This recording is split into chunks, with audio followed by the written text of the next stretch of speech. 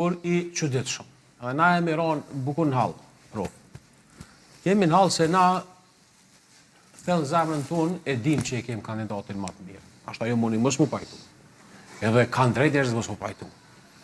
Po ne besojmë që një profil i një njeri, si Zoti Haradinaj, në atë zyre, i kish shërby vendit, i kish shërby agendës, edhe kombëtare, edhe ndërkombëtare në raport me SBA dhe NATO, edhe i kishum flajt, ku më thoni një natë me okodiku, kishum flajt bukur hatën kuptimin që kishum pas një njëri që është dëshmu që s'bën kompromise kur vje punën për çështjet noja mirë, po është i gatshëm me shty agenda që e çojnë Kosovën përpara. Që do ta bënte Albin Kurdi që ta përkrahte Haradinajn? Që do ta bënte Albin Kurdi që në një moment thoshte po në rregull, Haradinaj unë i jap votën për Ramush Haradinaj? Nuk e di, që Zoti Haradinaj e përmendi Florenti shumë bukur.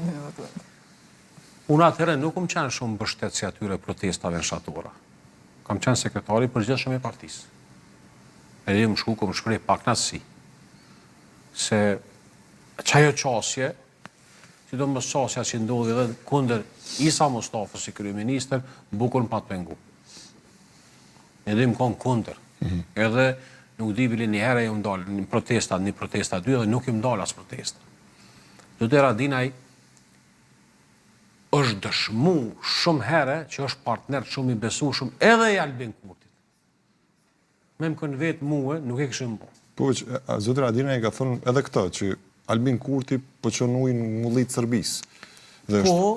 Po, e ka thonë, është e vërtet që e ka thonë këtë, tash, kur po flasim për gjuhë ardhë, kur po shkojmë shumë ashpër, po dhojnë që ka jetë të bo.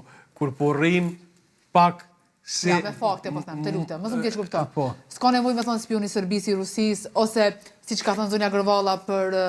Të dy palët kanë folur me etiketime, të cilat janë të ndëmshme dhe unë i quaj gjuhë polarizuese, do më thonë që vetëm krijojnë bariera. Gogja shumë polarizuese. Të lutem, unë po them dini me fakte, vetëm me fakte. Unë e pajtona... Nuk them, jo etiketime, po fakte, dhe kini mjaftuar shumë për fakte. Pajtona plotësisht me shumicën e konstatimeve që i ke dhonë sonte. Basi kemi mbjerë në një, diçka të Jo, për më jam, pajtona plotësisht me shumicën e konstatimeve që i ke dhonë për nesh. Problemit të ne, e aloncës, është se ne ishtë do është ulemi me opozitën të mire me vesh.